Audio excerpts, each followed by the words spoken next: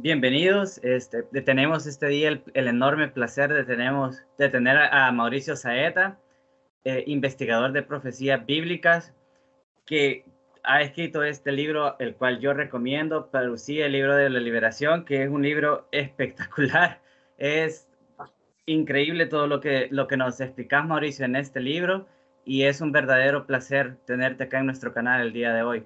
Pequeñito canal, pero que todo sea para la gloria del Señor y que las personas que vean este video sean las que Dios quiere tocar, ¿verdad?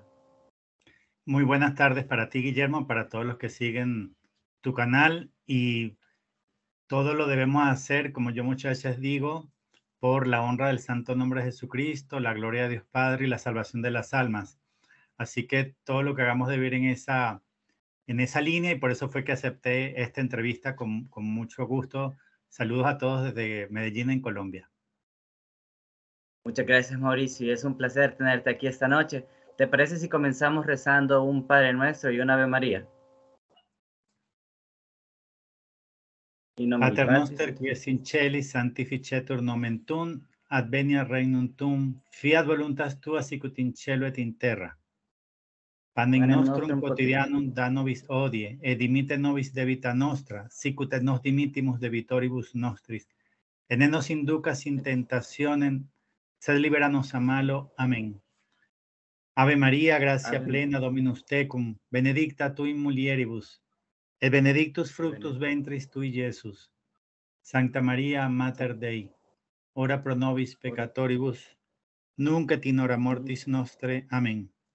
Gloria Patri et Filio et Spiritui Sancto, sicut erat in principio et nunc et semper et in saecula saeculorum. Amén. En el nombre del Padre y del Hijo y del Espíritu Santo. Amén. Mauricio, te voy a bombardear con la primera pregunta. Yo normalmente cuando hablo de estos temas, lo he hablado con bastante gente, sacerdotes, y siempre la excusa que me ponen, nadie sabe el día ni la hora, y con eso se libran, es la vieja confiable, como le dicen, ¿verdad? Estamos viviendo el fin de los tiempos. Hay otras personas que dicen que incluso ya estamos en la semana 70 de Daniel, pero la pregunta es, ¿estamos realmente viviendo el fin de los tiempos y hemos entrado ya a la semana 70 de Daniel? Se le conoce como el final de los tiempos, o el fin de los últimos tiempos, al tiempo que precede a la segunda venida de nuestro Señor Jesucristo. Desde la época de los primeros apóstoles se pensaba que el retorno de Cristo era cercano, era próximo. Por eso nos advirtió el apóstol San Pablo que eso no era próximo, que faltaba mucho, que no era inminente, que no tenían que esperarlo ellos, esa generación de ellos. Y nos da algunas señales, algunas indicaciones para que entendamos más o menos. Él no habla del cuándo, sino de las señales asociadas al final de los últimos tiempos. La señal más importante que da San Pablo en sus cartas de los últimos tiempos es la gran apostasía. Él dice que nadie os engañe. Primero tiene que venir la gran apostasía y manifestarse el hombre impío. Fíjate que es en ese orden. Primero comienza la gran apostasía, luego se manifiesta el hombre impío. ¿Cómo podemos saber que ya está la gran apostasía? Están ocurriendo en nuestra iglesia cosas que nunca, jamás habían ocurrido en los pasados 2000 años, que nos dan a entender que sí llegó esa gran apostasía. Te voy a poner solamente unos ejemplos, pocos, porque solo el tema de la apostasía podría llevarnos una hora. En la iglesia siempre se comulgó de rodillas y en la boca. Así se hizo durante toda la historia de la iglesia. Hay gente que inventa cuentos de que antes se comulgaba en la mano y no tiene sustento. Hay sacerdotes y personas que han hecho investigación a fondo sobre el tema y nunca jamás encontraron ninguna prueba. Son puros inventos y mentiras. En la iglesia siempre se comulgó de rodillas y en la boca. El hecho, Guillermo, de que la mayor parte de los católicos en el mundo estén ahora comulgando en la mano, como si eso se pudiera, con nuestras manos no sacerdotales, es decir, manos no consagradas, es una señal de la gran apostasía. Pero no es solamente eso, hay muchas otras señales. Por ejemplo, la gran apostasía implica que al final de los tiempos la iglesia iba a hacerse amiga del mundo. La carta de Santiago dice, Santiago 4:4, adúltero, ¿no sabes que si te haces amigo del mundo te haces enemigo de Dios? Así dice, adúlteros. Si se hacen amigos del mundo, se hacen enemigos de Dios. Pues la Iglesia Católica se hizo amiga del mundo. se hizo amiga de la ONU, se hizo amiga de las grandes potencias, de las grandes organizaciones, corporaciones, bancos, de los presidentes poderosos del mundo. O sea, la Iglesia Católica se hizo amiga del mundo. Y otra prueba asociada a la gran apostasía es si en algún siglo pasado en el Vaticano, o sea, en la sede principal de la Iglesia Católica, se hubiera introducido un ídolo cualquiera, la gente hubiera protestado y hubiera ocurrido tal desbarajuste que no hubiera podido ni siquiera terminar esa profanación, ese agravio a Dios, ¿no? Ese retar a Dios. Pero fíjate que ahora se introdujo la Pachamama en el Vaticano, se hizo un acto público, con adoración a la Pachamama, o sea, con postración, adoración, prostración frente hasta el suelo. Y después esa misma en procesión dentro de la Basílica de San Pedro, eso fue fotografiado, filmado, salió en todas las cadenas, en cantidad de medios de comunicación, y eso no generó prácticamente ninguna reacción. Es decir, como que hoy en día cualquiera pretende burlarse de Dios en su mismo templo, en su misma casa principal, y no pasa nada, nadie dice nada. Entonces, estos son pocos ejemplos que estoy poniendo. No quiero que solamente con 3 se quiera concluir. Yo dije que se puede hacer un programa de 1 hora o de 1 hora y media solamente para dar señales de la gran apostasía. Pero esto es la principal señal de que sí estamos en el final de los últimos tiempos. Había otra cosa que estaba profetizada, no solamente en la Biblia, sino en las profecías de la Santísima Virgen María, y es algo relacionado a un plan masónico para tomar el puesto más alto de la Iglesia.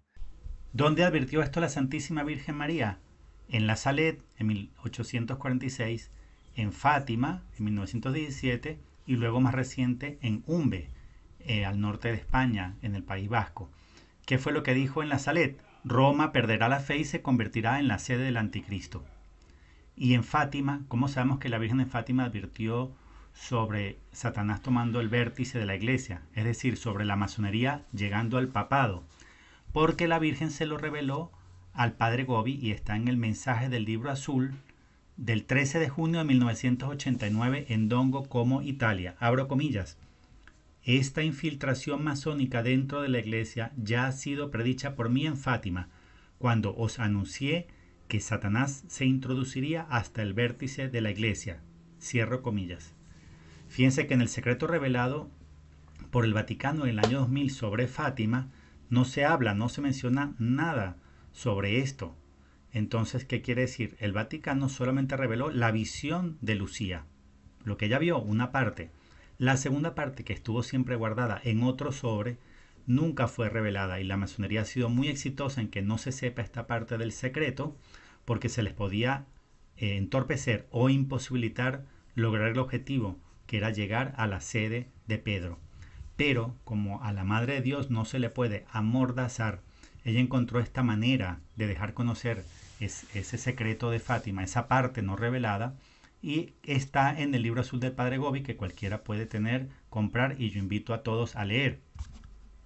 Ese plan masónico que fue elaborado y que fue elaborado por los masones y que cayó en las manos de un papa, se llama la Alta Bendita, tenía el plan para infiltrar la Iglesia Católica desde abajo, desde universidades católicas, desde seminarios, conventos, monasterios, pero sobre todo en la parte educativa, en la parte formativa de sacerdotes, para que algún día uno de ellos llegara obispo, uno de ellos llegara cardenal y uno de ellos llegara al papado. Eso fue advertido también por la Santísima Virgen María, ¿no?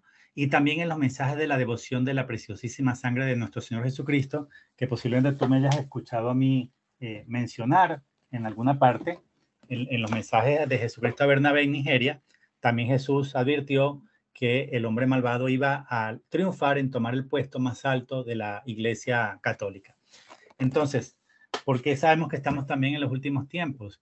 Porque la masonería logró su plan. Ellos en el documento original, si lo lees, dice que ellos les podía tomar hasta un siglo lograr ese objetivo de llegar al papado. En realidad les tomó casi el doble, casi 2 siglos. Entonces, el haber coronado el puesto más alto de nuestra amada Iglesia Católica, porque tenemos que ser católicos, enteramente católicos y orgullosamente católicos, a pesar de que nuestra iglesia esté infiltrada o está enferma. El hecho de que la masonería haya logrado ese objetivo también es una señal clarísima del final de los últimos tiempos. Ahora, eso no significa, Guillermo, que haya comenzado la semana 70 de Daniel. O sea, la semana 70 de Daniel comienza y se demuestra bíblicamente de varias maneras con la manifestación pública del anticristo. En Daniel 9:27 se explica que cuando él logra un acuerdo con muchos, un pacto con muchos, dicen algunas Biblias, inicia el septenio, o sea, la semana. Daniel 9:27 lo llama una semana, pero los que estudian Biblia, los exégetas que conocen de profecías, saben que se trata de una semana de años. La misma profecía, las 70 semanas de Daniel son 70 semanas de años, es decir, 490 años. Y la última semana de años son los últimos 7 años, que es el septenio del anticristo, que comienzan con la manifestación pública del anticristo. Y eso lo asocio a una pregunta que me vas a hacer más adelante, según las preguntas concertadas, que es cuándo se manifiesta, en qué momento del Apocalipsis se manifiesta. Pero ya en el libro de Daniel se ve que se manifiesta, que inicia la semana 70 cuando él se manifiesta de manera pública, universal, de manera evidente en todos los medios, con un acuerdo o pacto con muchos.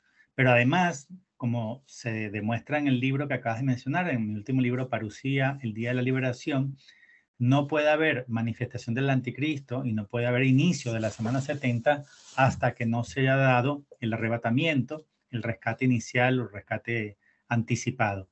Entonces, la semana 70, Daniel, no ha comenzado. No ha comenzado. Jesús dijo que la gran tribulación es algo tan duro, tan doloroso, tan difícil, tan catastrófico, cual no se ha vivido nunca jamás en la historia de la humanidad, ni se vivirá después.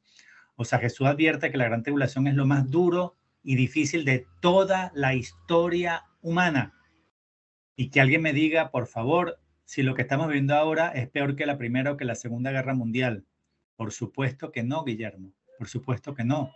O sea, solamente una persona podría decir que estamos viviendo algo terrible si esa persona no vivió, por ejemplo, la Segunda Guerra Mundial, que queda muy poca gente viva que la haya vivido, si es que alguno. Pero alguien que haya vivido una guerra de verdad, no solo esas, la Guerra Civil Española y tantas otras, ¿no? La Guerra Cristiana en México y tantas otras guerras entre países o guerras civiles, sabrá que lo que estamos viviendo está lejos de ser el peor periodo de la historia de la humanidad.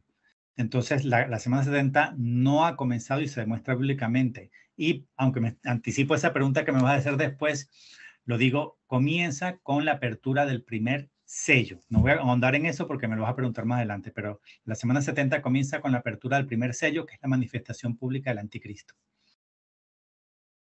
Muchas gracias, Mauricio. La otra pregunta que le traía es que ya lo mencionó usted ahorita, ya lo trajo a colación, que habla que el arrebatamiento, el arrebatamiento será antes de la semana 70 de Daniel. Yo he hablado de estos temas con sacerdotes, lo he hablado con amigos católicos también, y siempre que menciono la palabra arrebatamiento, lo primero que me dice, eso es protestante.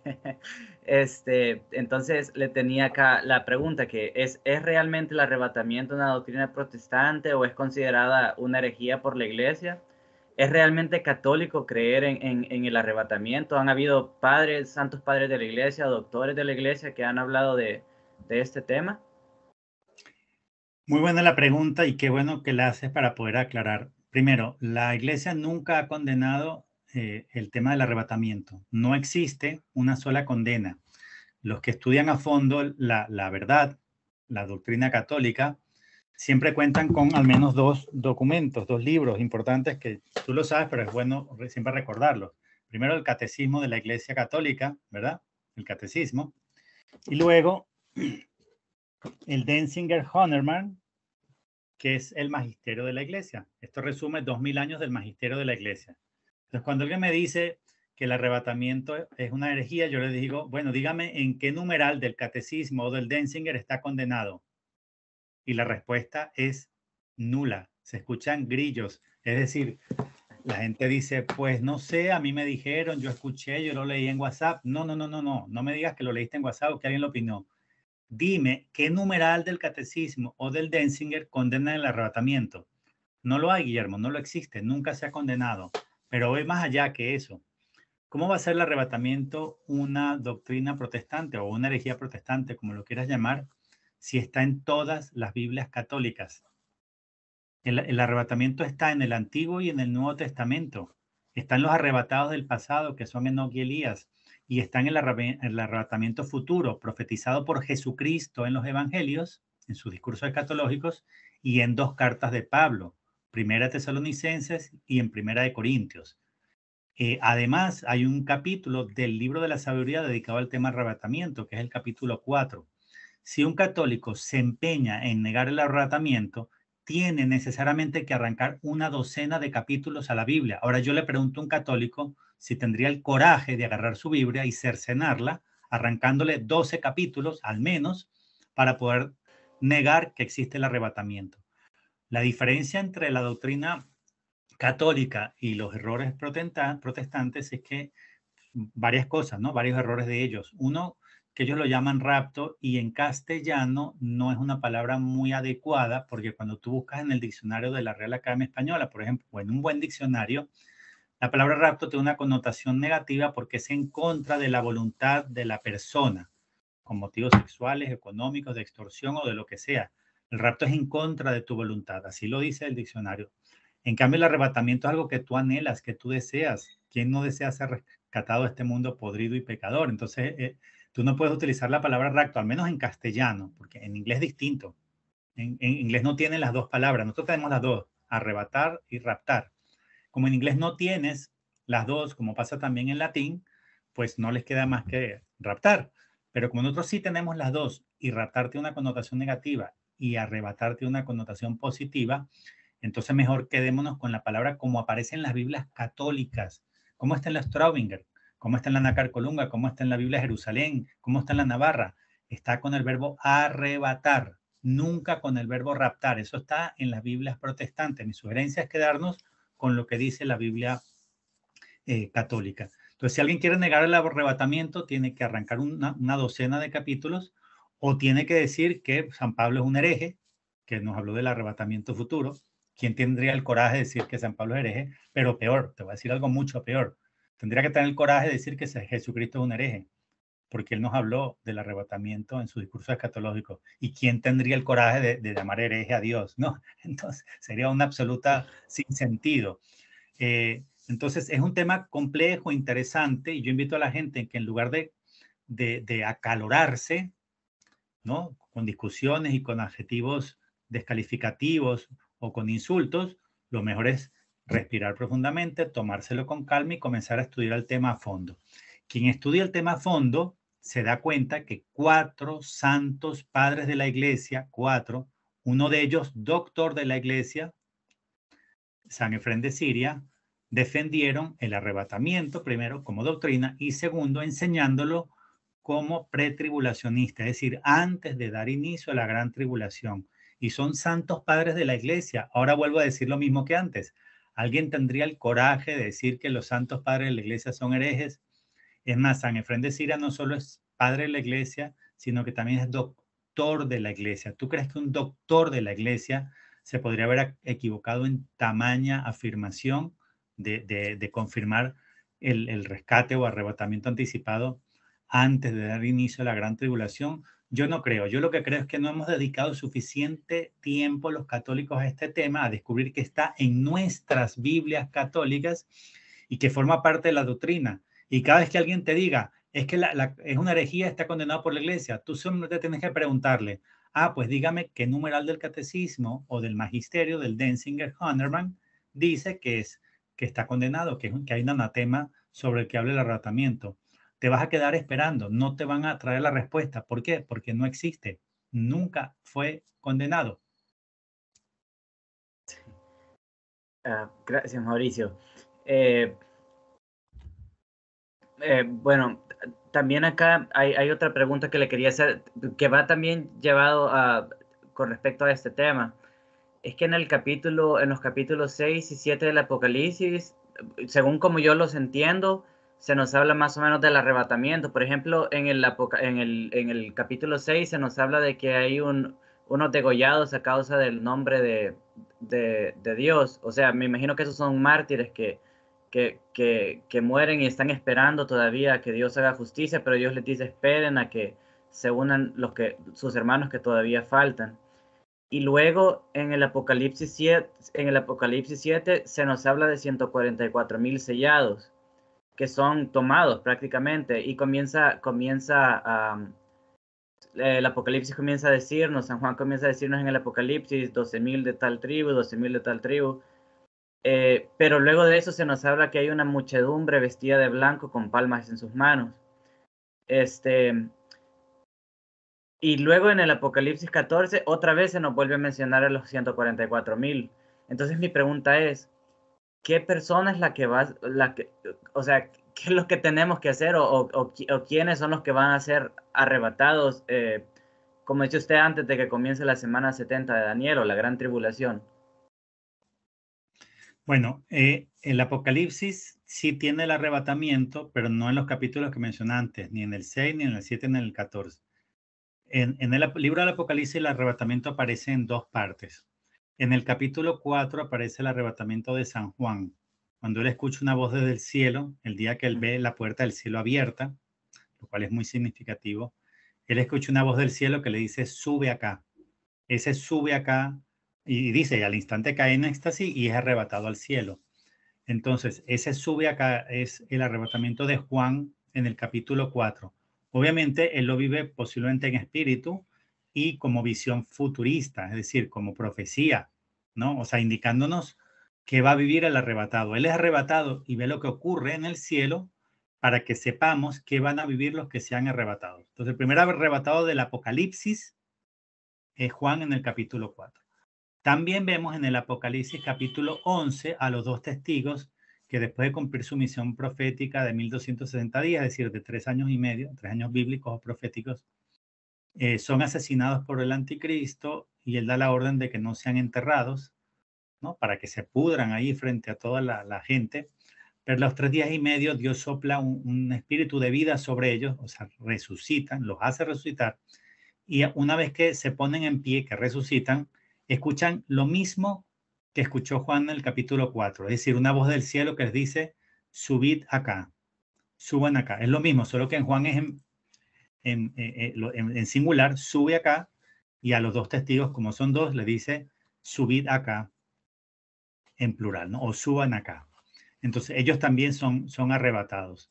Entonces, el arrebatamiento está en la Biblia. Ahora, el más importante para nosotros, en mi opinión, es el de Juan, porque es la muestra de cómo se va a ser arrebatado el que lo sea y que vive en el cielo, o sea, para qué es arrebatado. Y Juan, cuando es arrebatado al cielo, ¿sabes lo primero que presencia? Es impresionante lo que te voy a decir y mucha gente no lo sabe. Cuando Juan es arrebatado al cielo, lo primero que presencia desde el cielo es la coronación de Cristo Rey.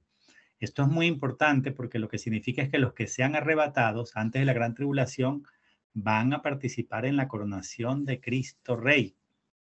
Ahora, el otro punto que tú mencionabas del Apocalipsis capítulo 7, que son los sellados versus la muchedumbre que no se podía contar, que venían de la gran tribulación, pues ahí tenemos los dos grupos, digamos, humanos, o los dos, las dos partes de la iglesia católica, por así decir, o de los que mueren dando testimonio, bueno, de los que no necesariamente mueren, porque los arrebatados son arrebatados sin morir, sino de los que valientemente dan testimonio de Cristo de una u otra forma. Los sellados son los que dan testimonio sin pasar por la muerte. Los arrebatados, muy posiblemente. Yo no lo puedo asegurar, no lo puse así con certeza en mi libro porque no estoy seguro, pero es muy posible que sí sean esos 144,000. Repito, no lo afirmo. Lo que sí afirmo es que los rescatados o arrebatados son porque dieron testimonio de la verdad estando en vida. O sea, con su valor, con su ejemplo, con su defensa al evangelio inalterado,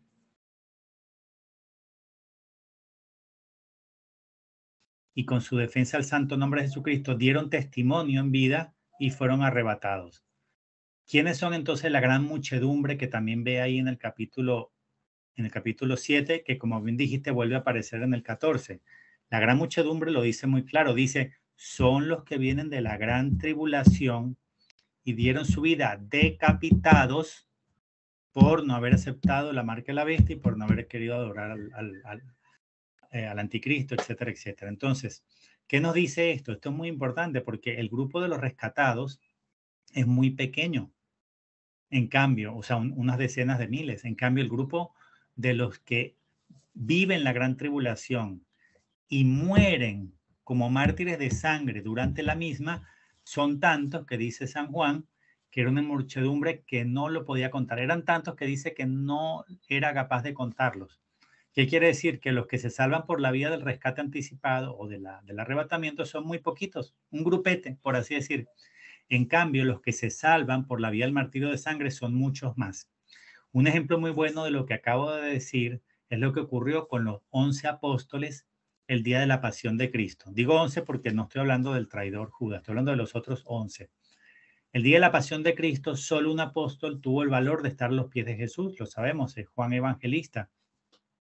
Y fue el único que no tuvo que derramar su sangre por Cristo. En cambio, los otros 10 que no tuvieron el valor de decir sí soy de Cristo, sí soy su amigo, sí le pertenezco, y no tuvieron el valor de estar en el Calvario, a los pies de la cruz, sí tuvieron que morir derramando su sangre. ¿Qué quiere decir eso? Lo voy a explicar mejor con un ejemplo. Hay valientes que en el mundo están ahora dando la cara por Cristo y que inclusive lo han perdido todo ya por el Evangelio. Te voy a poner solo 3 ejemplos. El padre Frank Pavone en Estados Unidos, durante las elecciones dijo que un católico no debía votar por un candidato pro-abortista. Por haber dicho eso, ¿qué le hicieron? Se lo atropellaron, Guillermo. Le quitaron hasta la licencia o la potestad de dar misa. O sea, lo peor que tú le puedes hacer a un sacerdote es que le quites su licencia de celebrar la Sagrada Misa. Y no solamente eso, lo pierde todo, le quitan todo, ¿entiendes? Pierde todos sus privilegios eclesiales y también económicos, materiales. O sea, prácticamente como echarlo a la calle como un perro. ¿Pero qué hizo él? Dar testimonio de la verdad, del evangelio, de la vida. Está defendiendo la vida al decir no voten por un candidato proabortista. Entonces, ¿qué hizo el padre Pavone? Hizo lo que hizo Juan en el Calvario. ¿Me explico? O sea, ya dio testimonio, ya es mártir místico, mártir blanco, mártir de amor. En cambio, los sacerdotes que no han sido capaces de tener el valor del padre Fran Pavone pueden salvarse, pero por la vía del martirio de sangre. Te voy a poner otro ejemplo brevemente.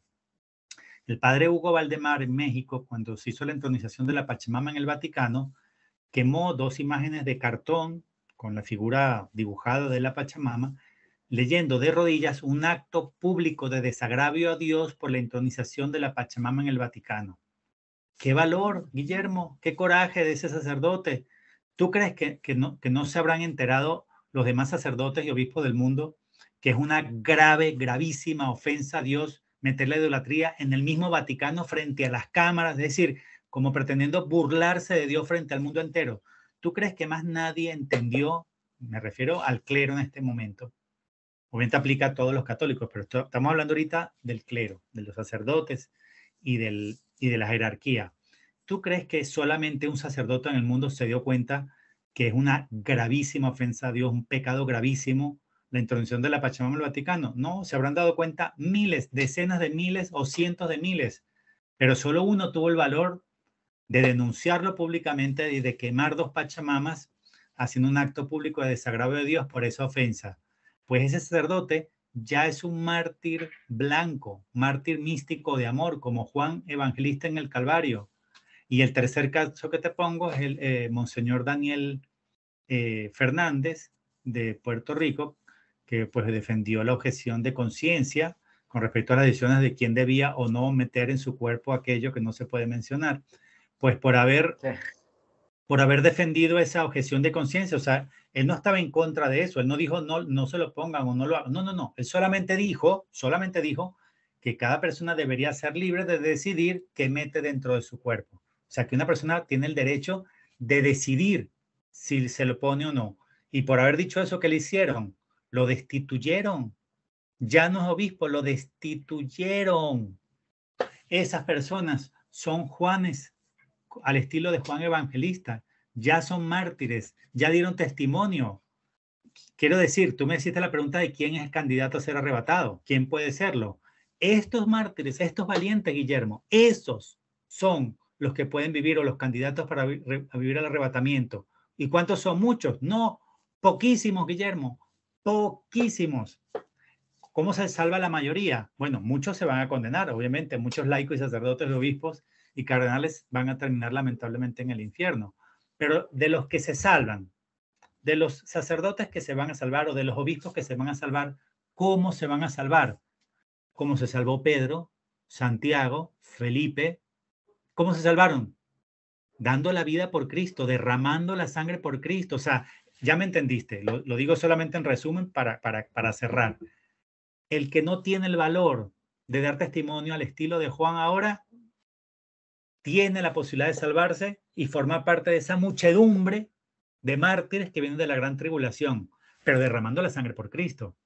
Pero Dios nos da otra alternativa al estilo de Juan, al estilo de estos ejemplos que mencioné, el padre Valdemar, el padre Pavone o el obispo Fernández de Puerto Rico. Nos da esa opción, el martirio místico, el de amor. O sea, dar el ejemplo ahora, y posiblemente no tengas que derramar la sangre por Cristo, porque ya diste testimonio. O dicho en otras palabras, Guillermo, nadie se va a salvar sin pasar por su prueba. Ellos ya la pasaron.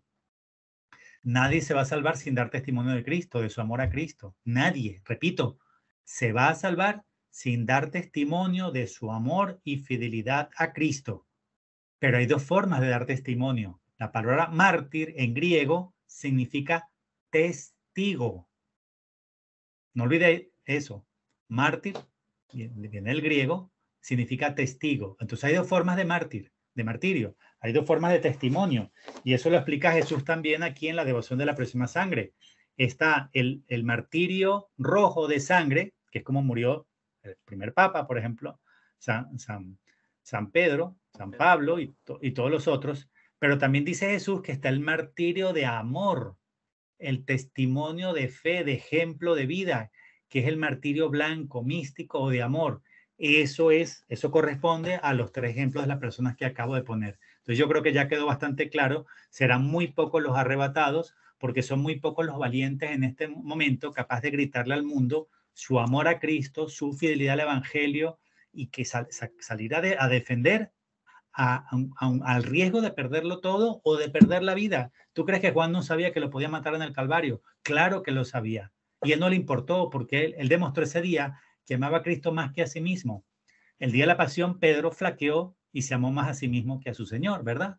En cambio, Juan sigue sin haber abierto la boca, porque él no habló en el Calvario, sin haber abierto la boca, sigue gritándole a los hombres de todos los tiempos que es de Cristo, que lo amó más que a sí mismo y que estuvo dispuesto a dar la vida por él. Entonces la pregunta es, ¿quién está dispuesto a dar la vida por Cristo ahora? ¿Quién está dispuesto a perderlo todo por el Evangelio? Muy pocos. Entonces por eso es que los arrebatados van a ser muy pocos. ¿Y usted cree que el arrebatamiento sea antes que el aviso o después? El arrebatamiento es necesariamente y se demuestra bíblicamente después del aviso. Ya vas a llegar en mi libro que lo estás leyendo a la página donde se demuestra bíblicamente que primero viene el aviso y luego viene la parucía que corresponde con el arrebatamiento, la resurrección de los justos y la coronación de Cristo Rey. Sí, necesariamente, en la Biblia se demuestra sin la menor duda. Primero ocurre el arrebatamiento, primero ocurre el aviso y luego el arrebatamiento. Fíjese, Mauricio, ahorita que hablaba de eso, se me ha venido a la cabeza, puede que esté yo en un error, usted me corregirá. En Navidad nosotros hemos tomado la tradición con mi esposa de leer sobre la Natividad de Cristo, ¿verdad? Entonces ella compró un libro de Fulton Sheen y Fulton Sheen dice de que antes de la segunda venida de Cristo se sabe que van a haber como señales en el sol y en la luna, que él dice posiblemente el sol por alguna razón va a dejar de alumbrar. Y luego usted habla bastante en sus entrevistas que he visto de Santa Faustina Kowalska, que ella también hay un mensaje en el que Cristo dice que antes de venir como justo juez vendrá como viene rey de como misericordia. Y que el mundo va a estar en una gran oscuridad. ¿Será que el arrebatamiento se dará durante los 3 días de oscuridad? No, los 3 días de oscuridad es al final de la gran tribulación, es el último castigo, es el último al final. Las señales que tú dices en el cielo, las señales cósmicas, están en varias partes del Apocalipsis y aparecen también en los discursos escatológicos de Jesús. No ocurren en una sola ocasión, van a ocurrir en más de una ocasión. Las señales del cosmos, del cielo, de las estrellas, de la luna. La primera que aparece claramente en la Biblia es la que está asociado al día del aviso. O sea, el día del aviso viene precedido por manifestaciones cósmicas, celestiales, en el sol, en la luna, estrellas dice ahí, pero también puede ser, ahí no especifica, pero puede ser meteoritos, asteroides. Es decir, el cielo va a gritar a la humanidad que se le vino encima los tiempos y que no está preparado. Entonces, sí, la respuesta es, primero ocurre manifestaciones cósmicas, luego en la naturaleza, y luego termina la iluminación de las conciencias, que es la parte interior, Dios mostrándonos el estado de nuestra alma. Entonces, el aviso tiene estas tres fases, por decirlo así en resumen: manifestaciones cósmicas, manifestaciones del mundo natural, y luego viene la parte de la iluminación de las conciencias, que es un encuentro personal, individual, interior, cara a cara con Dios, donde Él me muestra el bien que he hecho, el mal que he hecho, y cómo me ve Dios, no como yo me autocatalogo, cómo me autojuzgo, porque el hombre es muy malo para juzgarse a sí mismo. Nos creemos buenos nosotros, malo es el otro. Pues no, Dios nos va a mostrar a cada uno de nosotros que no somos tan buenos como creíamos. Sí, todos los pecados veniales, los pensamientos, los deseos que nosotros pensamos que tal vez no me vino de mí, no le di consentimiento, pero ahí está eso, ¿vea? Este, también, bueno, con otra pregunta que le traía acá es, ¿en qué momento aparece el anticristo y cuánto tiempo va a reinar en la tierra? Algunos dicen que va a reinar solo 3 años y medio, pero he escuchado que son 7 años. Tengo realmente esa enorme duda porque cuando dicen solo son 3 años y medio, no se llena de ilusión. Pues si no me voy en el arrematamiento, por lo menos solo son 3 años y el tiempo se pasa rápido. Pero usted, por todos los estudios que ha hecho, ¿cuánto tiempo considera? Eh, Sí, en Daniel 9:27 es muy claro que Dios le concede al anticristo gobernar por 7 años, bíblicos o proféticos, no gregorianos como los nuestros, es decir, no de 365 días, sino de 360. Por eso dije año bíblico o profético. Eso se llama la semana 70 de Daniel, o septenio del anticristo. Es el tiempo que Dios le permite gobernar.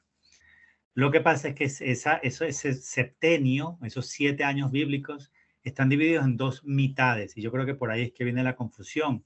Cada una de estas dos mitades comprende exactamente 1260 días. Esto es muy importante entenderlo. O sea, son 7 años de gobierno, pero dividido en dos mitades.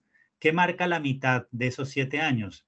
El momento en el cual el anticristo rompe el pacto que había hecho al principio. Él rompe el pacto, él hace un pacto, una alianza, pero después la viola, la rompe y hace cesar el sacrificio y la oblación, que casi todos asocian con el fin de la Santa Misa. O sea, dicho otras palabras, se decreta que no puede haber ninguna misa en el mundo, por lo menos no la católica, y me imagino que el que se le descubra celebrando una misa católica será asesinado. Entonces, ¿por qué va a ser reemplazada la misa católica? Pues por un rito protestantizado, o sea, un rito que no es agradable a Dios, es una farsa, es una abominación.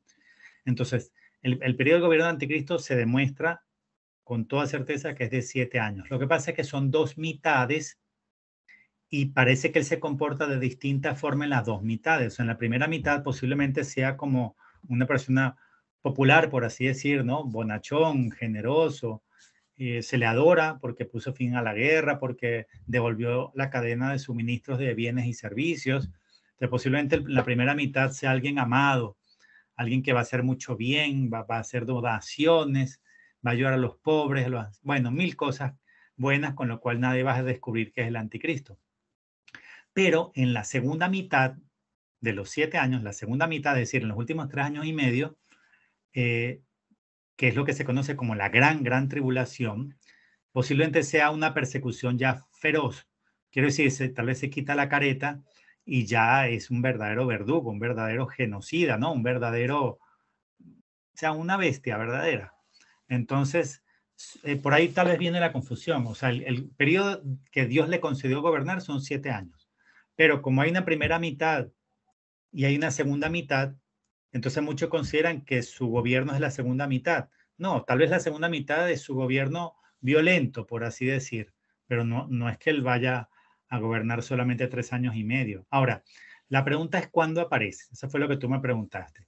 Según Daniel Sí, 9:27, aparece públicamente al mundo, se revela, se manifiesta, porque hoy en día sigue oculto. Él ya gobierna el mundo, desde hace años gobierna el mundo, pero en las sombras, sin revelar su identidad, sin que se sepa quién es, etcétera.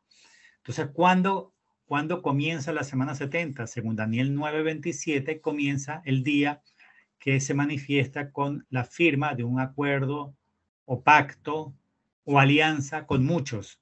Según la Biblia que tengas, acuerdo, pacto o alianza con muchos. Es un pacto universal, una alianza que marca un hito central en la historia, es un cambio de rumbo, es algo absolutamente relevante que va a aparecer en primera página de diarios, noticiarios y de internet. Por días o por semanas no se va a hablar de otra cosa, porque lo que él logre con este acuerdo, con este pacto, va a ser absolutamente trascendental. Yo no te puedo decir qué va a ser, porque la Biblia tampoco dice con exactitud en qué consiste. Pero lo que sí te puedo decir es que es algo trascendente, trascendental. Ahora, eso en Daniel. ¿Cómo aparece en el Apocalipsis la manifestación del anticristo?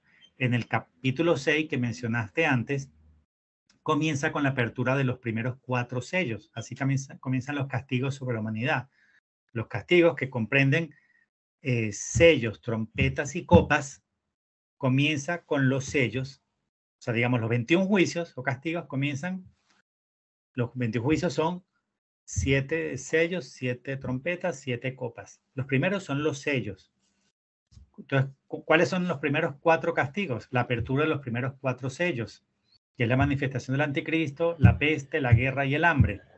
Entonces, ¿cuál es el primero de los sellos? El primero, cuando aparece el caballo blanco, el jinete sobre el caballo blanco. ¿Cuál es ese primer jinete? Es justamente el anticristo. La gente lo confunde con Cristo porque lo ve blanco, bonito, coronado, ¿no? Entonces dicen, ay, eso se parece a Jesús, entonces debe ser Jesús. No, la prueba, Guillermo, de que nadie va a reconocer en el mundo el anticristo, y te lo vuelvo a decir, nadie va a reconocer el anticristo, nadie, aunque la gente lo está esperando.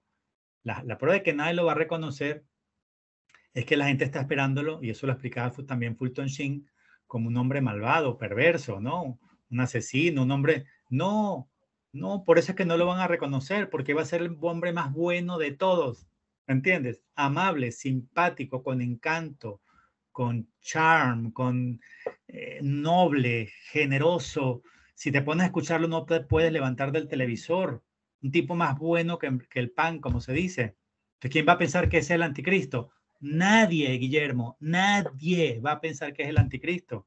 Entonces, prueba de que nadie va a reconocer que es el anticristo cuando se manifieste es que nadie entendió que el primer jinete o caballo del Apocalipsis es el anticristo. Porque la gente dice, ay, es que se ve blanco como el del capítulo 19, blanco y bonito como el blanco del Apocalipsis 19. Y tú sabes cuál es la diferencia, te la voy a decir. Cuando tú lees Apocalipsis 19, sabes que lleva escrito en su manto y en su muslo el que está sobre el caballo blanco. Lleva escrito en su manto y en su muslo, Rey de Reyes y Señor de Señores. Y su nombre dice es el Verbo de Dios. Eso es el que está en el capítulo 19. El que está en capítulo 6 ni se llama el Verbo de Dios, ni tiene escrito en su manto y en su muslo Rey de Reyes y Señor de Señores. Entonces, no es el anticristo. Y la gente dice, ay, pero es que aparece coronado. Claro, aparece coronado porque Dios le da la potestad, el permiso de gobernar el mundo por 7 años. O sea, Dios le permite ser rey. Rey malvado, rey, es un castigo. Le permite ser rey, por eso sale coronado. Ay, es que se ve blanco, hermoso. Claro, para que nadie lo reconozca, para que nadie sepa que es el anticristo. ¿Tú sabes lo que significa anticristo etimológicamente hablando? La gente piensa que anticristo significa el que combate a Cristo, el que lo reta, el que le hace la guerra. No, eso no significa. Ese es el fondo del asunto, ese es el misterio. Ahí está el meollo del tema. Anticristo significa el que suplanta a Cristo, es decir, el que se hace pasar por Cristo. Entonces nadie lo reconoce. Por eso es que la gente cree que el primer sello el primer jinete del Apocalipsis es Cristo, porque es blanco, coronado, hermoso, ¿entiendes? ¿Cómo va a ser Mm. Cristo si trae sus tres amiguetes? ¿Sabes quién son sus tres amiguetes? Los que trae con él. La peste, la guerra y el hambre. ¿Tú crees que Cristo es amigo de la peste, de la guerra y del hambre? ¿Tú crees que son amigos de Cristo? ¿Tú crees que Cristo va a traer la peste, la guerra y el hambre sobre el mundo? No, Guillermo, es el anticristo el que los trae.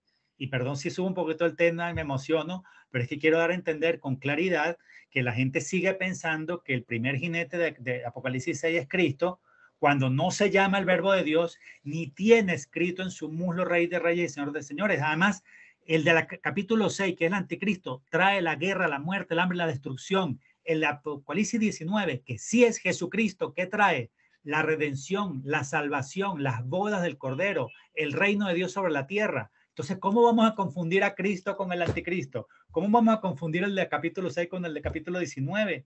Eso es que le hemos dedicado muy poco tiempo a la Biblia y demasiado tiempo al WhatsApp y al Telegram. Sí, em, algo que mencionaba ahorita con lo de los 4 jinetes del Apocalipsis, eso quiere decir que la guerra que ya está a la vuelta de la esquina, ya es parte de la gran tribulación. Eh, Disculpe que la pregunta no estaba acá, pero me acaba de surgir eso ahorita. No, nosotros estamos todavía en un anticipo de guerra, es decir, la guerra con la que inicia es una guerra a mayor escala. O sea, la guerra entre Ucrania y Rusia es todavía un paso previo. La guerra actual es previa a la gran tribulación, es preparatoria, bueno, obviamente va a desencadenar todo en las guerras que están en el Apocalipsis, pero no es todavía una guerra del Apocalipsis, la guerra entre Ucrania y Rusia, porque sigue siendo una guerra entre dos naciones nada más. Cuando ya se Sí. convierte en una guerra a ámbito intercontinental o mundial, ahí sí ya estamos hablando de la gran tribulación y de las guerras del Apocalipsis. Todavía esta no es. Ok, que esa es la que se conoce como la guerra de Gog y Magog, ¿verdad? Sí, Sí. sí. Ok, Le la otra falta pregunta poco, que le le falta tenía, poco, sí falta poco para la guerra de Gog y Magog, falta poco, pero no, la guerra entre Rusia y Ucrania no es la guerra de Gog y Magog. sí. Luego tenía acá otra pregunta, que es que con esto del inóculo varias personas estaban diciendo, que ya es la marca de la bestia, porque todo parecía como ser, se daba, incluso el arzobispo Snyder dijo que cuando el inóculo se volviera obligatorio es que iba a ser ya la marca de la bestia, pero en el Apocalipsis 14 se nos habla de que habrá un ángel que advertirá contra la marca de la bestia. Entonces, mi pregunta es si este ángel va a ser un papa al que se le conoce, sabemos que es Petrus Romanos, al que algunos místicos le llaman el papa angélico, o si va a ser literalmente un ángel el que nos va a advertir sobre esa marca, Mauricio. Sí, la marca de la bestia no ha llegado, ni siquiera ha llegado el tiempo de ella, eso es mucho más adelante en el Apocalipsis. La marca de la bestia, según dice Apocalipsis capítulo 13, es algo que si no lo tienes no te permite comprar ni vender. Nada, nada. Comprar ni vender nada. Hoy en día la gente compra y vende, se haya puesto o no se haya puesto esta cosa inmencionable, innombrable. ¿Me explico? Pero es que además ni siquiera ha llegado el momento de eso. No ha llegado el momento, o sea, ni siquiera en el tiempo, dentro de la estructura del Apocalipsis o los tiempos proféticos, no ha llegado el momento de la marca de la bestia. Lo que sí te puedo decir es que ya existe la tecnología para implantarla. Eso sí, ya existe la tecnología, o sea, ya solo falta imponerla a nivel mundial. Ya existe la tecnología de la marca de la bestia, pero no ha llegado el tiempo profético de la misma.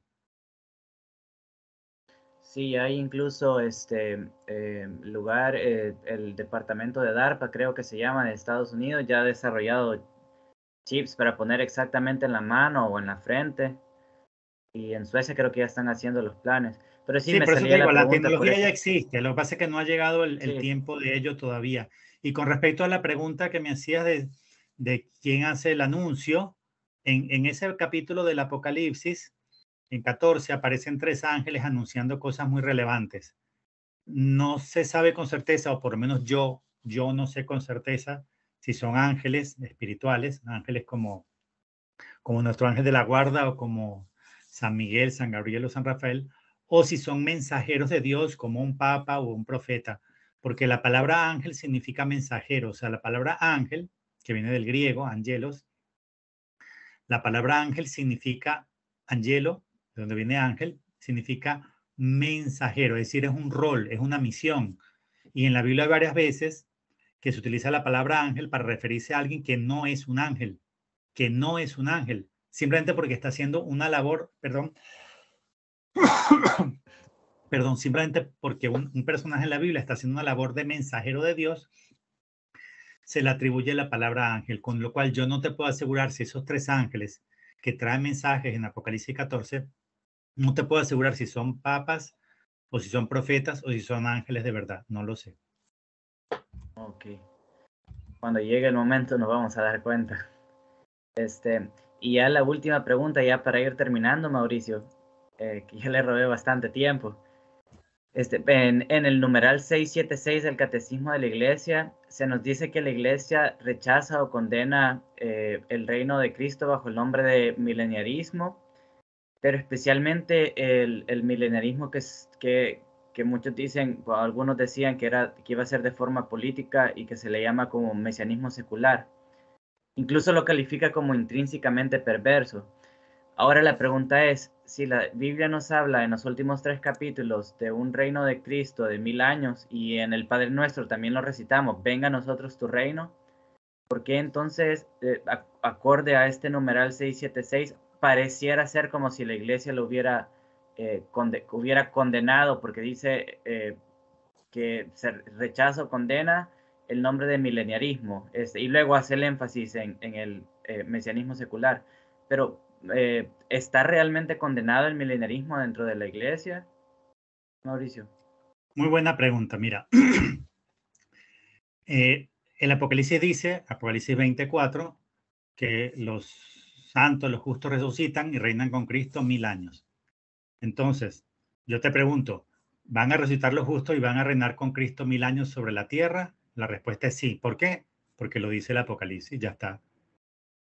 ¿Quién entregó el Apocalipsis? ¿Quién? ¿Quién reveló el Apocalipsis a Juan? Jesucristo. Jesucristo es un mentiroso, ¿puede mentir? Imposible, porque Él es la verdad. Él no solamente habla con verdad, Él es la verdad, Él es la verdad encarnada. No solo es el verbo de Dios, Él es la verdad hecha carne. Entonces Jesús no puede mentir. Si Jesús dijo que los justos resucitan y reinan con Él 1000 años sobre la tierra, significa que los justos resucitan y reinan sobre la tierra 1000 años. Entonces, ¿de dónde sale la confusión? ¿Qué es lo que está condenado por la iglesia? Para entenderlo hay que leerse la encíclica Divini Redemptoris, que es la que está citada en el numeral 676 del Catecismo. El que no la lee nunca va a entender el meollo del asunto, nunca va a entender qué es lo que está condenado por la Iglesia. Varios papas, no solamente Pío XI, condenaron el comunismo con distintas encíclicas o de distintas maneras.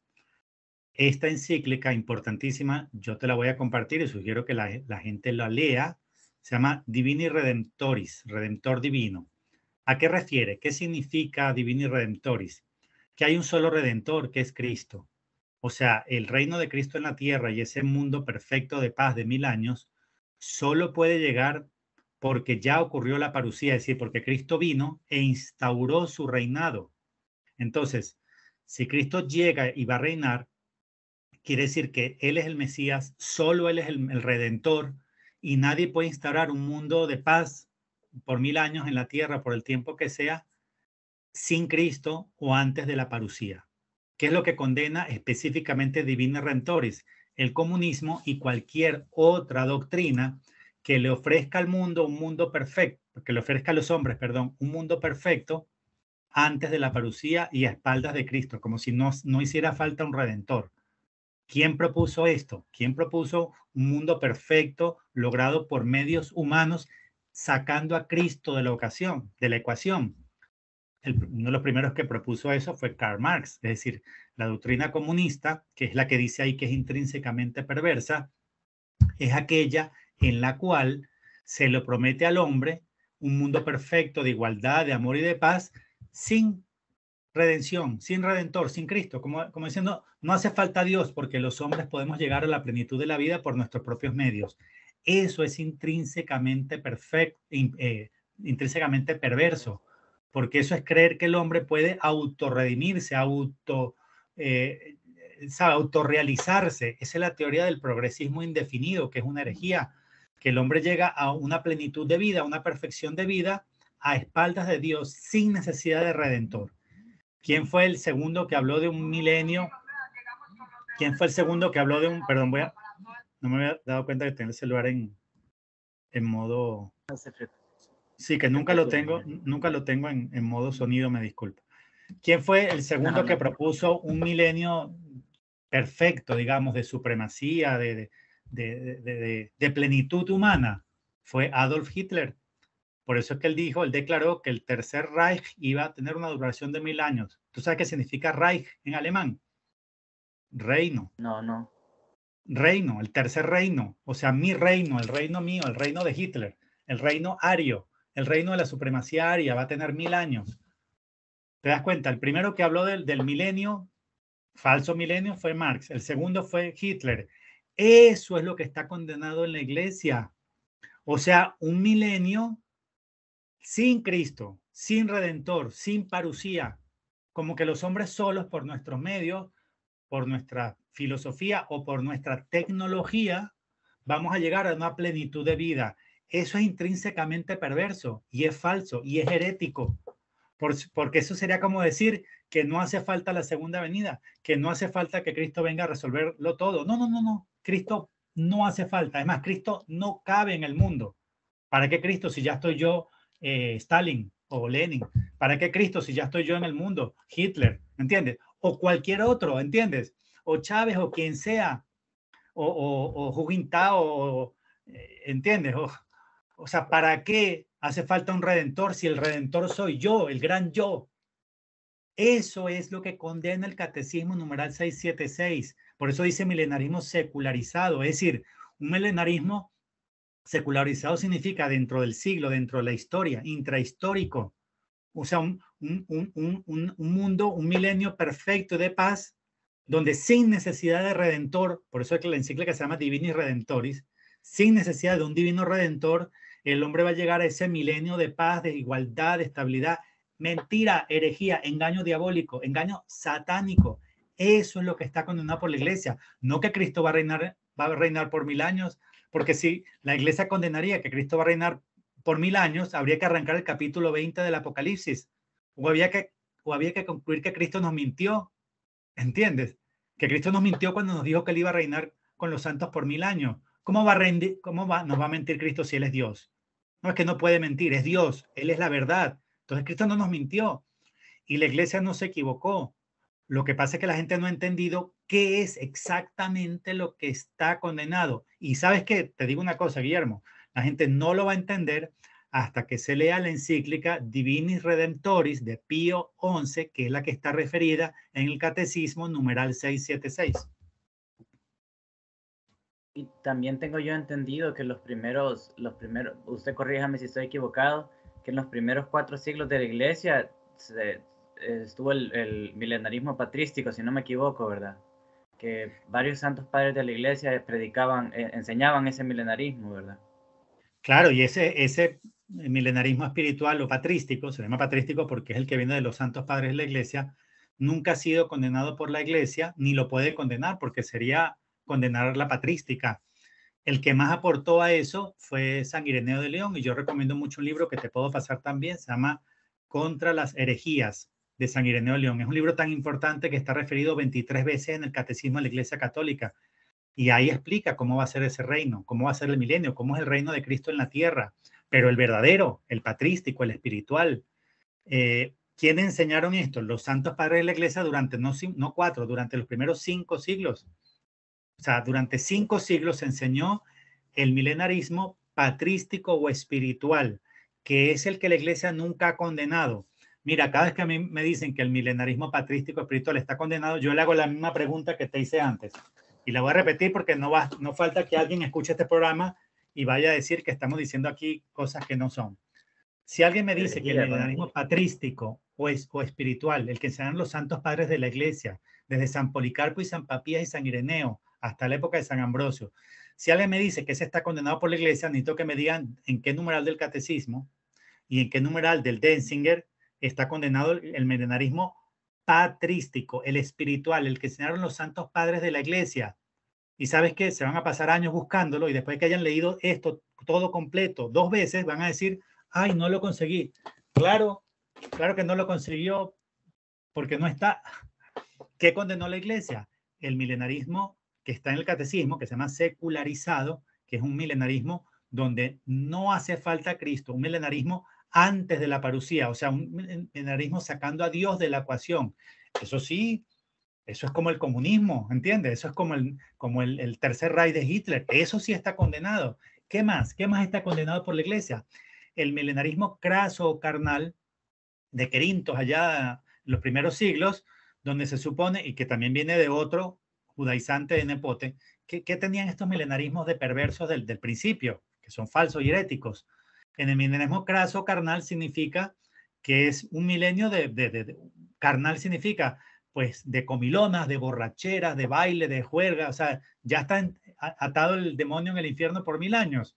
Entonces tenemos una rumba, como se dice en Colombia, una celebración de bailes y de tragos de 1000 años.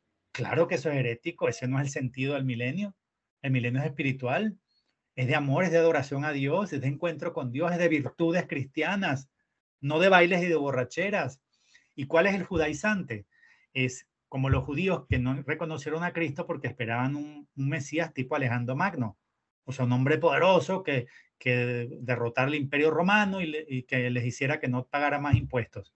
Claro, ese milenarismo también es secular, también es mundano. O sea, como que Cristo viene como si fuera Donald Trump o Putin, ¿entiendes? Claro que ese también es herético, porque ese no es el sentido del milenio. ¿Saben dónde reina Cristo en el milenio? Los que han leído La Divina Voluntad de Luisa Picarreta, el tercer fiat, el reino de Cristo en la tierra por 1000 años, en el libro del cielo de Luisa Picarreta es el tercer fiat, que corresponde al Espíritu Santo. El primer fiat corresponde al Padre, el segundo fiat al Hijo, tercer fiat al Espíritu Santo. Eso está explicado en mi libro. O el que lo quiera leer completo, cómprese todos los volúmenes del libro del cielo de Picarreta. Primer fiat, 4000 años, atribuido al Padre. Segundo fiat, redención, atribuido al Hijo, 2000 años. Tercer fiat, atribuido al Espíritu Santo, la santificación, el milenio, el reino de la divina voluntad. ¿Y tú sabes dónde reina Cristo? En el reino de la divina voluntad. ¿Dónde reina Él? ¿Dónde? En el corazón de los hombres. En el corazón de los hombres. Porque los hombres viven en la divina voluntad, dejan de pelear con el Creador. Entonces Cristo reina. ¿Dónde reina? Dentro de cada persona viva sobre la tierra. ¿Entiendes? Ese milenarismo espiritual, que es el que enseñaron los santos padres de la iglesia, nunca ha sido condenado por la iglesia católica. Y cada vez que alguien escucha esto y se enoja, porque la gente se enoja con el tema, por la cantidad de confusión que hay, entonces yo siempre pregunto, dígame en qué numeral está condenado, tráigame la encíclica donde está condenado el milenarismo patrístico o espiritual. Y ¿sabes qué? Te voy a decir una cosa, Guillermo, llevo 7 años esperando la respuesta, 7 años esperando que alguien me diga dónde está condenado por la iglesia, 7. Y ¿sabes qué? Yo creo que tengo que esperar sentadito, por si acaso me toca esperar 7 o 27 o 57 años más. Sí, Mauricio, muchísimas gracias por la respuesta. Yo leí esto en el catecismo 2 o 3 días atrás y me entró una gran confusión porque pues sí he leído el Apocalipsis varias veces y siempre, creo que para las personas que siempre dicen que el Apocalipsis es solamente que puras catástrofes y miedo, pues es tan lindo ver cómo la Biblia termina con un libro que te llena tanto de esperanza. El solo saber que si me voy arrebatado o si me cortan la cabeza como mártir, como sea, voy a heredar eso, ¿me entiendes? Por eso, justamente por eso, Guillermo escribió el libro Parucía, el Día de la Liberación, porque todo el mundo conoce el Apocalipsis de juicio, ¿no?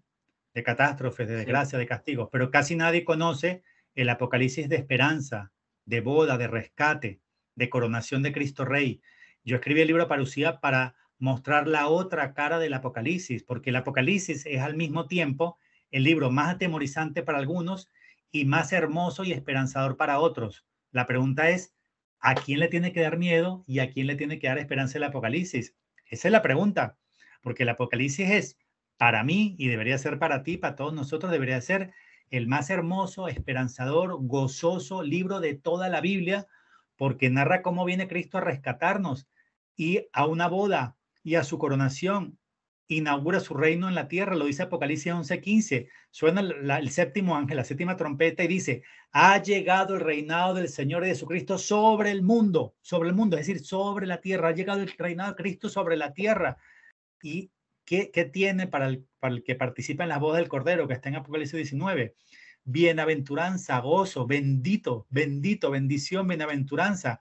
O sea, el Apocalipsis es el libro más hermoso y esperanzador de la Biblia. Por eso me gustaría que quien pueda, pues tenga el libro Parucía y se lo lea, porque muy pocos han ahondado en el misterio del Apocalipsis de gozo, de boda, rescate y esperanza. Y también porque la parucía es el día más importante de la historia humana y sobre todo, pues dentro del plan salvífico de Dios, el día más importante después del día de la encarnación del Verbo de Dios, que es un suceso histórico hace 2000 años.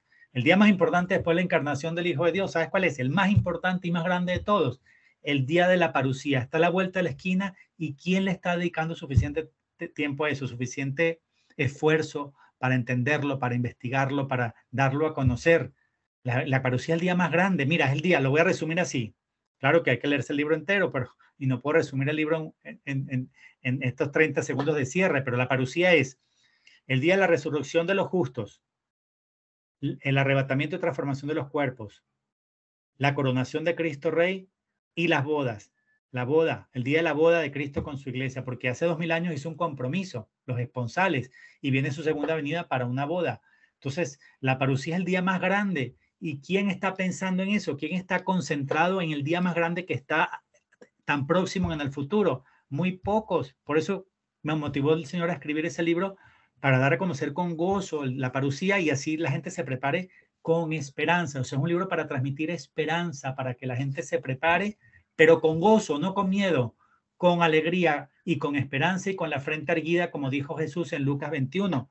Cuando comiencen a suceder todas estas cosas, erguíos, porque se acerca vuestra liberación. ¿Cuál debe ser nuestra actitud? Erguida, frente en alto, viendo hacia el cielo. Maranatá, ven Señor Jesús.